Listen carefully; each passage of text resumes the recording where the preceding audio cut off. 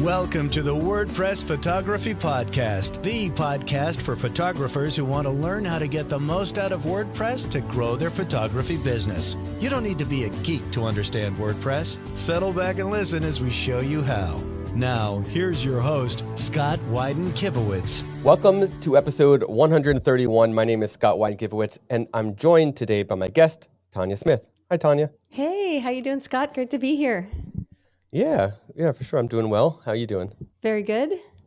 Very Awesome. good. Nice and warm here in Canada. We actually have a nice summer going on, so I'm loving that. It's been a little too warm here in New Jersey in the United States, and very, very humid, and it's kind of gross out there these days. Yeah. We had one cool day this past week, and it was nice, and then it went back to way too hot and humid. We just had that too. It was super hot. Today's the first day that it kind of broke that humidity, so it's a bit of a relief. We had the windows open, but now we have to close them. But Awesome. So for those who don't know Tanya has been a woman's portrait photographer since 2011 and fell in love with how a boudoir session can change the way a woman sees herself. She has a background in corporate banking and sales, but still she tries to figure out everything on her own. After years of struggle, she started investing in her education and worked with mentors and took courses. She is constantly learning everything she can about running a successful boudoir business. She has grown her studio to bring in mid-six-figure sales, and her average sale has grown to over $5,000 a client. Tanya has been mentoring and coaching other boudoir photographers one-on-one who want to grow their business. Her online business course called the Profitable Boudoir and Portrait Academy, or PBPA, has helped hundreds of portrait photographers from all over the world in every genre grow and scale their own businesses. So today we're going to be talking about profitable photography businesses, and I'm very excited to have you on. And it's not too often I have a guest that does boudoir. We've had a handful of them, but it's always good because I find that it is one of the smaller niches in photography. I mean, there's a bunch of small niches in photography, but I feel like it's like the underdog. It's popular, but it's not as popular as the others that you hear about more often, right? yes. So there's boudoir photographers everywhere, and there's too many that are unknown, I think. I think that's and I think for boudoir, it is a very specific niche with a very specific client, and it's either people know what it is, or people are like, ooh, and it's very risque, and they don't want to talk about it, and they don't want to show it, and they don't want to post it, and all this kind of stuff. So I'm boudoir is more for me. When the way I do it is more for the actual woman, as opposed to boudoir as, a gift for your groom or your husband or whatever. It's more for the woman for me. And I find that's very satisfying. Empowering. It's to empower. Right. Yeah, it really is. Totally. Yeah. And there's got to be that, the two different approaches to the photography style and to the business. And I feel like, especially for a female photographer to go with your approach to it, I think is more ideal than the other approach. I think so. And I mean, there are definitely people who just want to do it to have super sexy photos of themselves to, give to somebody. But that's definitely not why I do it. And truthfully, when I started, I just thought, okay, here it is, sexy photos for women. But every time I did it, every woman would say the same thing. Oh my God, I feel like a supermodel. I can't believe this is me. I feel so great about myself. Like it really did change the way they saw themselves. And I thought, this is kind of awesome. It's not just me taking photos and people going, great, thanks for the photos. Like I'm actually changing women and the way they see themselves. That's pretty cool. That is a really cool thing. Yeah. So earlier in the intro, I mentioned that you've built your boudoir business to over $500,000 in sales, which is and an average of like $5,000 Canadian, I'm assuming. Canadian, $5,000 Canadian per client. That's still a lot in US dollars. But Yeah. can you share some advice on how other boudoir photographers or photographers in general really could get to that, maybe not that exact level, but start that incline to get there? Yeah, for sure. I mean, anyone can get there, honestly. If I can do it, anyone can do it. It's not I always say it's not hard, but it's difficult in the sense that you got to push through a lot of things that you're uncomfortable with. And charging is one of the big things that any portrait photographer or any photographer or any entrepreneur or creative for that matter have a really hard time raising their prices. And I mean, obviously you're not going to just raise your prices and start making $5,000 for a client. You know, there's lots of things you need to do. One of the biggest things is there's so many portrait photographers that are priced low, thinking that they're going to just do a lot of shoots and get the volume. But the problem with that is that pricing low makes you attract people who want a deal. And then pricing high is great, but a lot of people are scared to raise their prices, so they only raise them a little bit. And then what happens is they're priced average. And that's actually the hardest place to get clients. At least when you're priced super low as a shoot and burner, you can get a ton of people who will book with you. So I always say you get stuck in no man's land where you're too cheap for people who want a luxury experience and you're too expensive for people who just want, you know, all the digital images on a USB.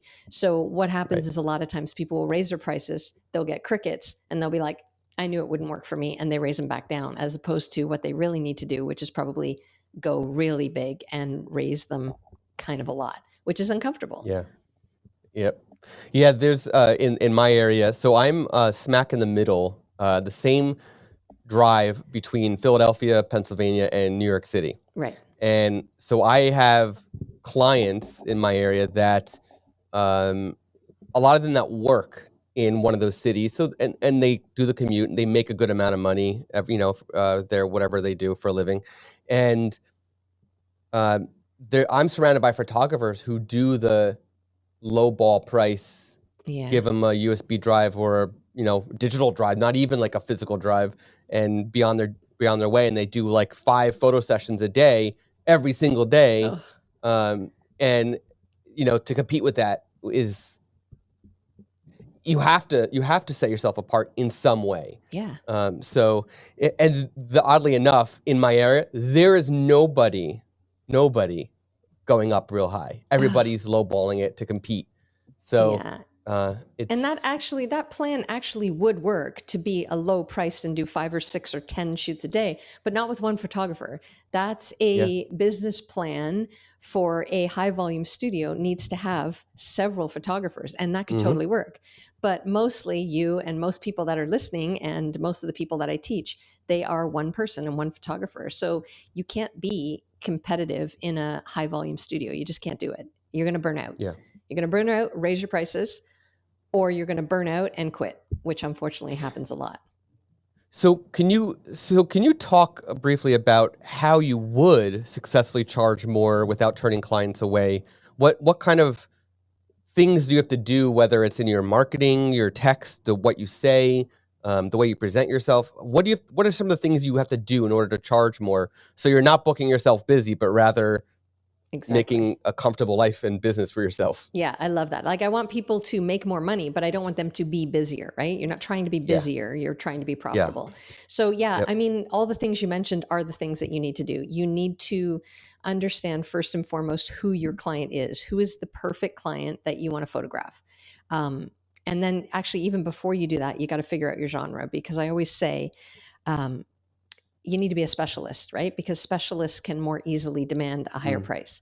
So you need to decide what you are going to be known for. So for me, it's boudoir. However, I do still photograph women. So if a woman comes to me for branding, I'll do that. Actually, I do the 3 Bs. I call it boudoir, beauty, and branding for women. But people always say to me, well, I can't niche down because I'm still getting, wedding bookings.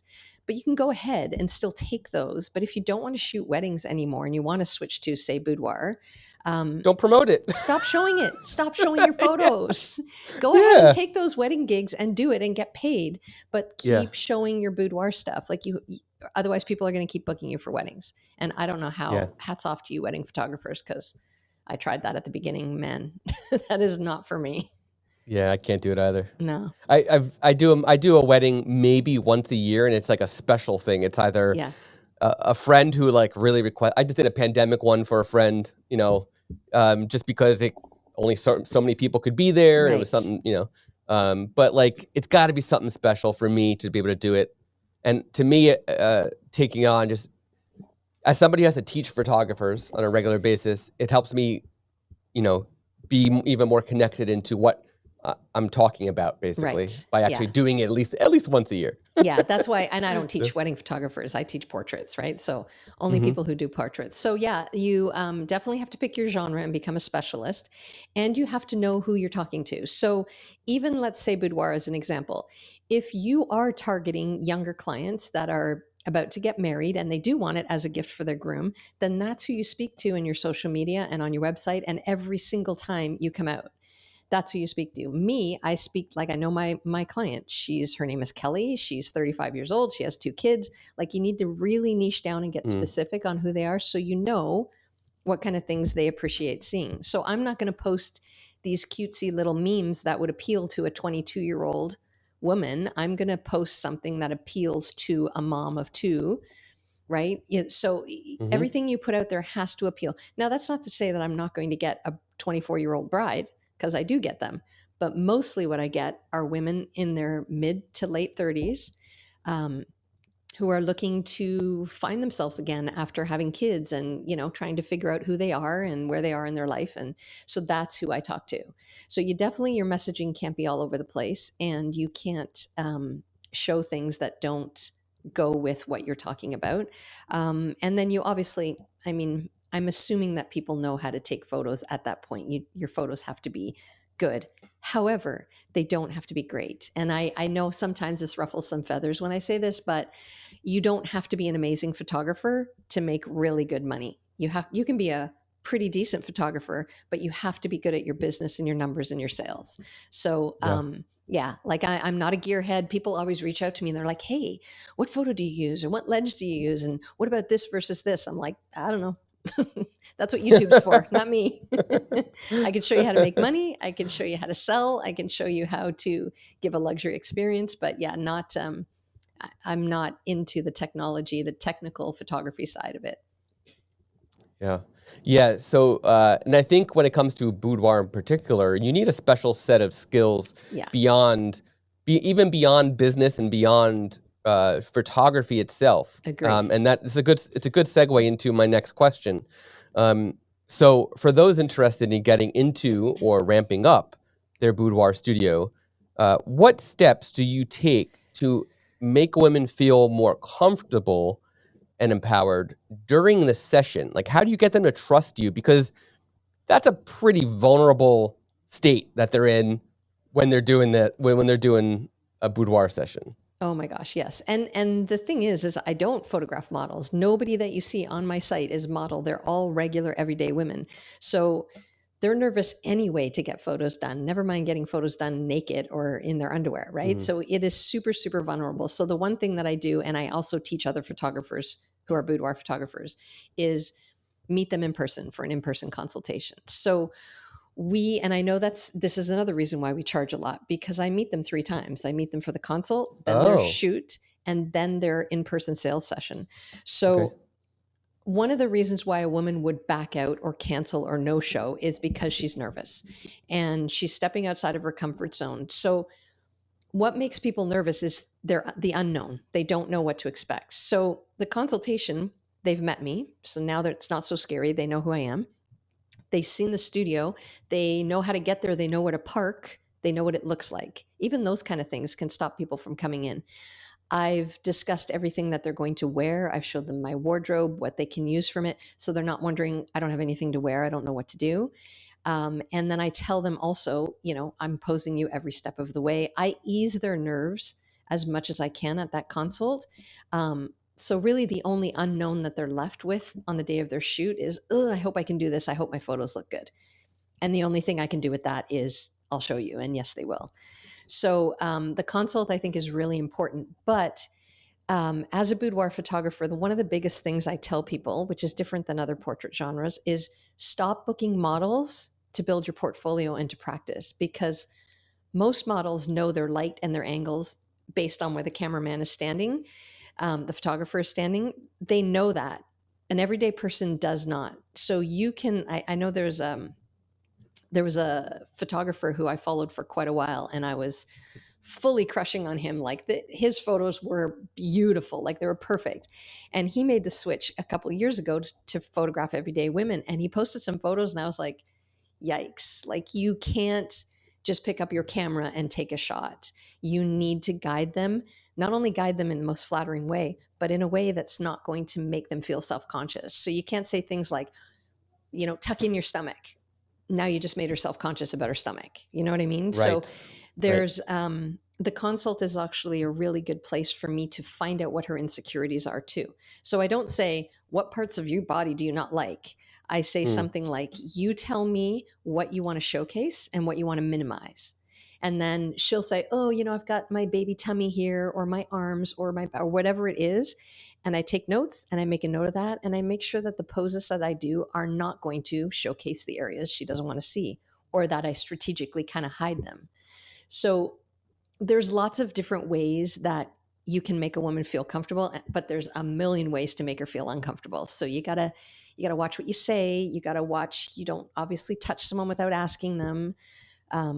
There's lots of things, but posing is the key to learning a flattering pose on an everyday woman, not a 22-year-old who is a model whose everything is in shape and tight and where it's supposed to be. You have to You have to learn who your client is, and you have to be able to guide her into a pose without making her feel self-conscious. And I'd imagine that as a photographer like yourself, who is trying to photograph real people in their real life, in the way that they are then, Yes. That more often than not, you have people who are imperfect, right? Oh, yeah. So there really is no such thing as in your world right now as a model for boudoir. It's like that. It doesn't exist. It's it's a specific mother. So are your clients only moms, or do you have? Well, I guess you said you have some new brides, right? Yeah, Okay. I have a really good range. Like I've photographed women from, where I had to ask them for ID to make sure they're of age. And I've had women up to, I think 67 was the oldest. So, and it doesn't matter what age, it doesn't matter what size, it doesn't matter what shape they're in. Every single woman has some sort of insecurity. Every woman does. And even though, I'm like, are you crazy? Everybody has some sort of insecurities. So, it's just my job to make them forget about those things and just look at the beauty that other people see. Because so many people, are like, I always tell the story when I was probably 20. A girlfriend of mine I just thought she was beautiful. She had the best skin ever and beautiful teeth. And because I had really bad skin at that time and my teeth were really crooked. So what I noticed in people were my own insecurities. And we had a conversation one night, and I can't remember. And she said, yeah, but you're so tiny. She was a bigger woman than I was. And I thought, what? Like, I didn't even notice that wasn't even on my radar, because her weight was not a thing that I admired or that I was insecure in myself. What I noticed in her was her beautiful skin and her straight teeth that I didn't have. What she noticed in me was my size, because she perceived herself to be too big in her eyes. Mm-hmm. So the things that we're insecure about doesn't necessarily mean it's like a traditional thing that you should be insecure about. Sometimes they're really crazy things that you just brought on yourself, or someone said something to you once in grade school and it stuck with you. So it's just, like I want to show women their beauty the way other people see you. That other people look at women and go like, oh my God, she's so beautiful. Look at her hair, her eyes, or whatever it is. And I want to show women that. And that just really opens up their eyes and makes their insecurities kind of go on the back burner, which is exactly what I want to do. Yeah. In the same vein as real people versus models, there's also the topic of, for new photographers getting started, there's the topic of offering free sessions. And this is outside of boudoir. This is everything but basically weddings. Yes. So we see a lot of these photographers all over the place offering free sessions to build a portfolio. I mean, I even think when I was getting to it, I was doing it too. In college, I was doing it. Yeah. But are you for or against it? And if you're against it, how do you recommend photographers, and again, it could be specific to boudoir, or it could be everybody. Mhm. How would you recommend they go about building their portfolio without doing it for free? Okay, I love this question. And this would be for every portrait photographer, every genre, seniors, headshots, babies, newborns, all of them. I always say not to do free shoots. Don't do it. And people are like, well, great. How do I get people in if I'm building my portfolio?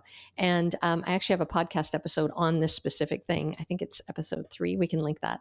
But I want you to give a voucher. I want you to put a value on what you're giving to them. So yes, it's free, right? You're not getting paid for it, but you're giving them a voucher for, say, $2,000, which includes your session fee, hair and makeup, and 10 digital images worth $2,000. Now they're redeeming a voucher with you. So yes, you're getting a portfolio build when you give away a big voucher like this, but you're also sitting down and doing the wholesale session just like normal. You're maybe showing them 40, 45 images. They've got a voucher that gets them 10 images, $2,000 off, but maybe they're going to buy more. Maybe they're going to say, oh my God, I love 30 of these. Here's my voucher for 10 of them, and I'll pay for the difference. So it is a free session, and you might just get someone come in and take their 10 images and leave, but you're putting a value on it. And that's the key. So you're not saying, I'm going to give you a free shoot. Here's 30 images, right? You're giving them a value. So that's what you want to do, and not say, I need people for a free shoot, or I need to build my portfolio. That's a huge, huge thing. Yeah. Having the value add across the board in your business is an incredible opportunity for you to just further build it, further enhance it. Exactly. Make yourself even be portrayed as larger than you might be as a starting photographer, really. Yeah, I really like that idea. Yeah. So another aspect of photographers starting out, and even photographers who have been in business for a while, they go about asking for feedback, opinion from other photographers, whether it's about their work, or about their business, how they can improve. I mean, heck, people are listening or watching this right now to get opinions on what they could do for their business, not directly about their business, but looking for advice, right? Yes. So, what is your opinion on asking for opinions? Yeah, that's actually something that kind of makes me crazy. I do not. We need to stop asking other photographers what their opinion is. However, if it's somebody who's a coach or an educator, and that's this is part of their coaching. Yes, if someone has achieved what you want to achieve ahead of you, yes, that's a different story. But what I'm talking about is hopping onto a Facebook group and being like, "Can you let me know what you think about this photo?" One, it's who cares what anyone thinks about the photo? Did your client like the photo? That's all you care about.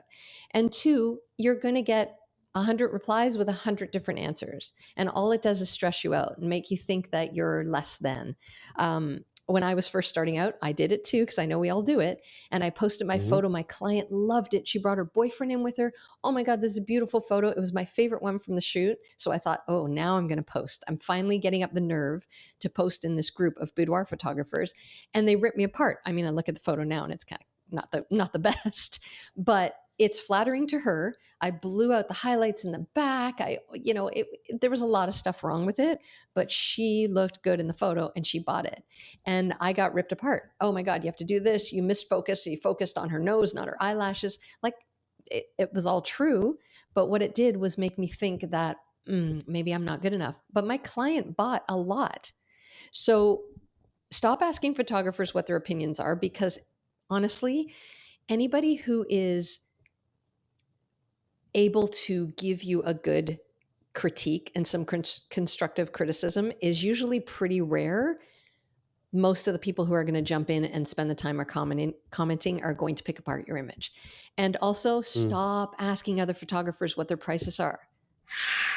It makes me crazy. You don't know their business plan. You didn't do a cost of doing business with them. It doesn't matter. And again, this whole thing about being priced average, it doesn't matter what the other photographer is doing at all. In fact, when I started my boudoir photography, I didn't do any of that stuff. I kind of just sort of jumped in and I didn't look around. I had no idea if there was any boudoir photographers around me. And there was one who was literally, well, when I started, there was one that was literally right beside me in the same building, which of course I figured out right away. But there was one just a few blocks over, and I did not know for years who that person was until my clients came in and said, "Oh, do you know of this person?" I'm like, "No," and then I looked it up, and I guess she was kind of talking about how she's basically saying she's so much cheaper than me. You should come to me, and I didn't even see that. So it's not. She markets to very different clients. I mean, we don't know the other photographer's business plan. We don't know how much money they're making. In my group, I like to say if someone is going to give someone advice, I want to know that you're making money before you do it. So if you're not at 100,000 in sales, don't give business advice to people because it's not your place to do that.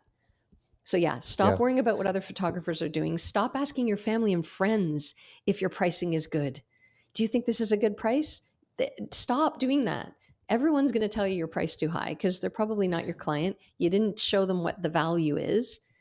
You'll get someone to go, well, I can go to Walmart and get this printed up an 8x10 for $10. How can you charge, $400 for it? One of my biggest pet peeves in that topic is that when I have family come to me and say, you need to lower your price because so-and-so is doing it for this. And I'm like, I don't want to be classified in the same category as, this person and this person and this person and this person and this person and everybody else in town that's doing this price. Yes. I can't stand it when people tell me to lower my price so I can get more. Like I'd rather not have more work. Right. I'd rather not. No, I would rather be less busy and make more money, please. And I always say that, right? We're not trying to be busier. We're trying to be profitable. So yes, you can make $5,000 by shooting 5 or 6 people at, $1,000 or less than 1,000. And good for you. You're busy and you can post on social media that you're busy, but I'd rather just shoot one person. Thank you very much. So you're shooting every single day and you got to edit and do all that stuff. It's not, it doesn't make sense. One of the biggest things too is that's really, really hard when you're raising your prices is the more expensive you are, the more people are going to say no to you. And that freaks people out because they're used to going, great, I'll book it. But you don't want to be busier and you will get more no's. And that's okay because you want people who value what you're giving them. Yeah. And in the same topic about opinions and asking for them, if you get advice from a photographer about your opinion, feedback on a photo, and it's not good feedback, it could be inflating your imposter syndrome. Yes. If you have it, which most people do. We probably do. Everyone does. Yes. And it just could bring your confidence and your motivation down to the point where you won't be successful. Right. Or make it way harder for you to be successful. As much as a photography business is more about business than photography is still creative. And if you're constantly getting feedback that isn't good, your creativity is going to go in the toilet and it's going to impact your business. So I agree. I think there's a time and place to get feedback, especially if it's a professional critique. Yes. Maybe, but not on a regular basis from random people. Yeah. I mean, it's so true. And stop asking people and mostly stop defending yourself. So if you ask people and they go, oh, your price is too high, stop saying, well, the cost of my equipment and the cost of this and posting those little memes saying, here's why I'm so expensive. Like, stop doing that. You don't need to justify your prices. But I also, I really find that my best critique is from clients. So I will, I have a boudoir flow that I go through. Pretty much everyone gets the same poses I walk through. And when I show them their images, they sit down and then I'll go through time when I'll be like, you know what? There's like 10 to 15 people in a row that have not picked this one pose. Maybe I should take that out of my whole flow. And that's the feedback that I look at. Are people buying my photos? Awesome. Like, what is my most requested pose? Those are ones I'm going to keep. Which one have I not sold very much of? I will take that one out. So my critique that I take is my clients, right? What did I do wrong? What did I do right? And what can I improve on for next time? I'll ask them too. I'll do a questionnaire and a survey afterwards and ask them. But I don't care if a photographer doesn't like my pose or doesn't like my pricing, I only care if they're my client. So that's what we have to remember. And also, it's just a waste of energy, of your energy and your time going into Facebook groups and reading. That's another thing. Stop reading these posts from photographers saying, oh, I have the worst client. They did this and this and this. Has this ever happened to you? And then everyone typing in and saying how terrible their clients are. Stop doing that too. Yeah, you don't want to talk bad about your clients. No. Not at all. All you need is for the wrong person, your competitor, let's say, to find out that you're talking about your clients, and now you just ruined your reputation in your area. Yeah, but it's just bad. It's bad mojo, like just to have that all that stuff in your head about how terrible this client was 20 minutes late and they made me late and all that kind of stuff. Just stop worrying about that. Fix your experience and your whole workflow and make it be great every single time. Improve something every single time, and your clients will sell you for you. You'll get it yourself. Yeah.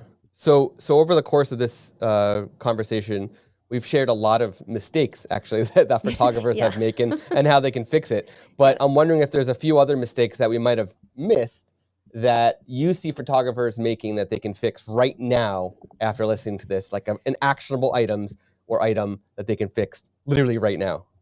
Yeah. Okay. That's a good question. Well, one thing is around your pricing and not just raising your prices, but your price list is probably too confusing. Almost everybody sends me, what do you think of this price list? And it's, you can get these 4 things in this one for this much, or you can get this and this much. And what happens with that is you confuse your client. And we all know a confused mind says no. But also then when they send it to me, I'm like, if I'm confused, your clients is going to be confused.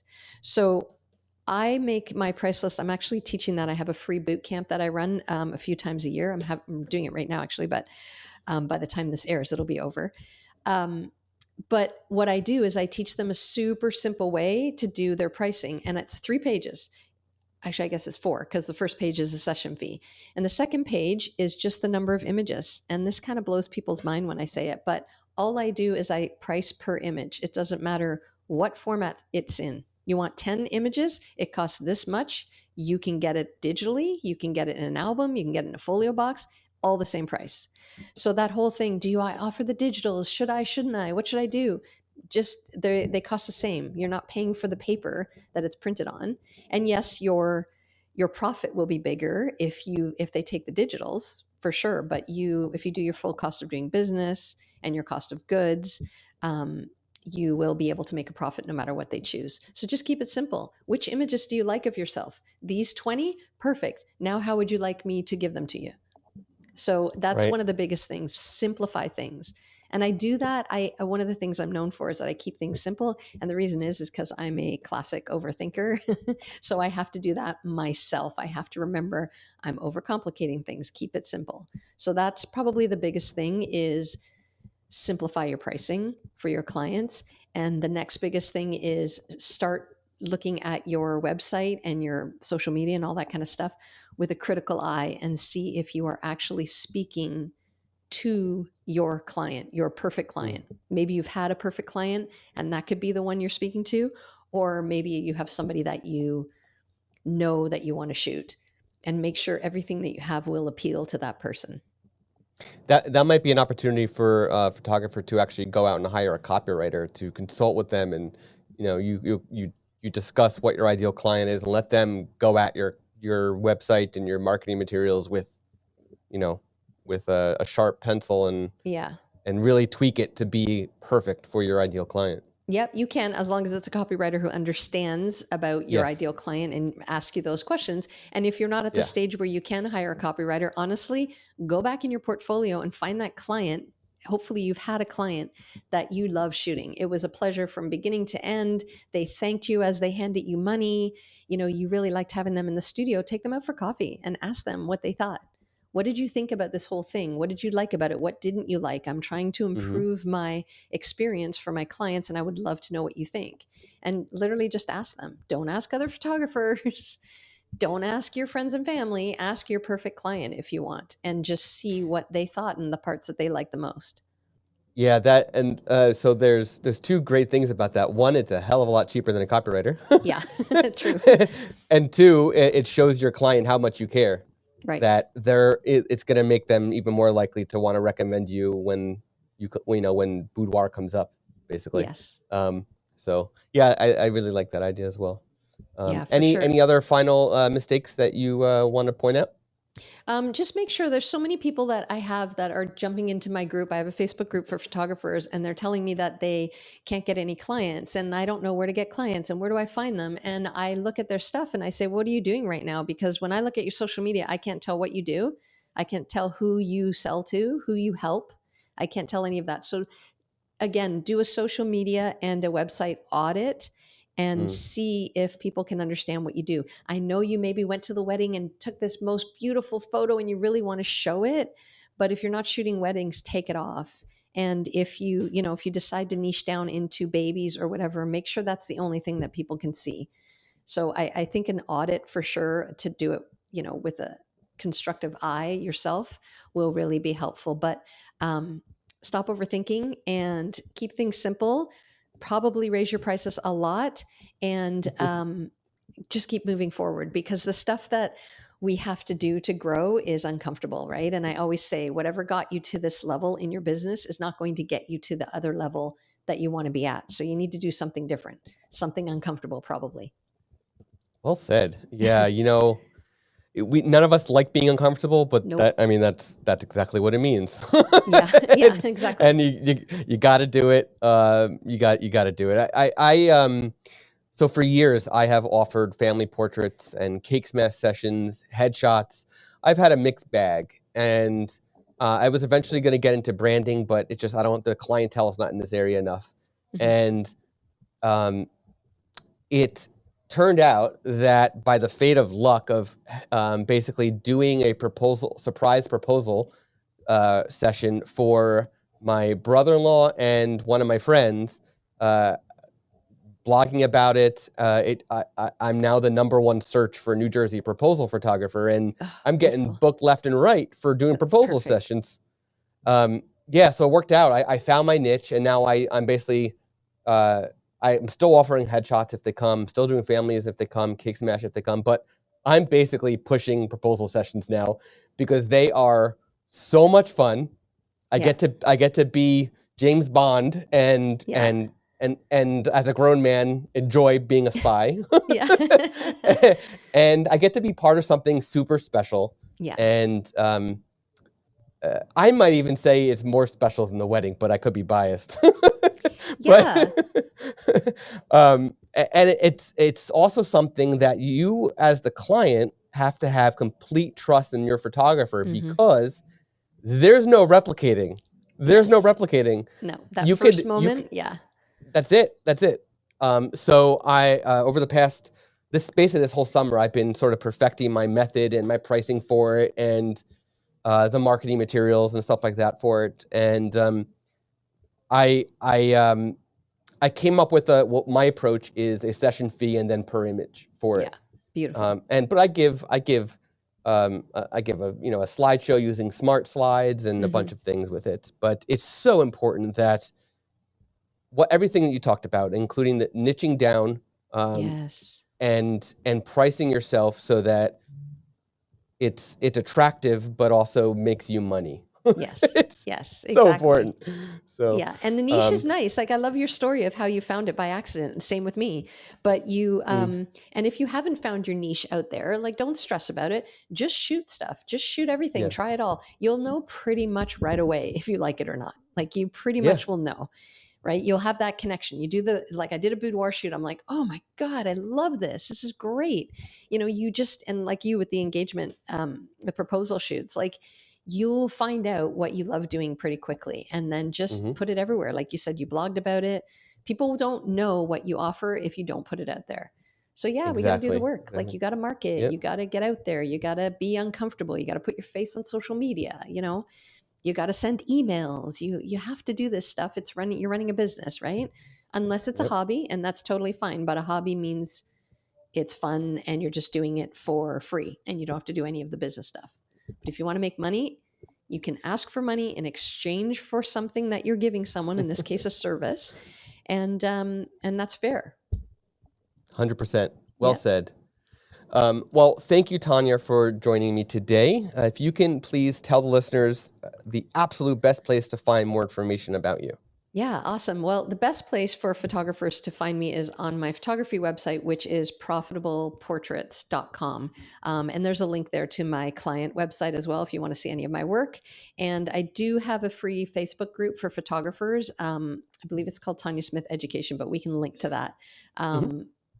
Or maybe I changed it to Profitable Portraits. I'm not sure. And then follow me on Instagram, and I'm at Tanya L. Smith.photography. Having a name like Smith means that I have to get creative. Indeed, with my names. yeah. Yeah, my domains are gone. The Instagram's gone. All my names are gone. But changing, coming up with something different on social media is a lot easier than changing your name. So that's true. That's a good point. Yeah, true. Yeah. So you could find the show notes and where to find Tanya at imagely.com/podcast/131. Don't forget to subscribe to the show on Apple Podcasts, Spotify, Pandora, Google Play, Google Podcasts now, wherever you listen to podcasts. Until next time. Awesome. Thank you. You've been listening to the WordPress Photography Podcast. To listen to other episodes and to subscribe to the podcast via iTunes, Stitcher, Google Play, and more, please visit imagely.com/podcast.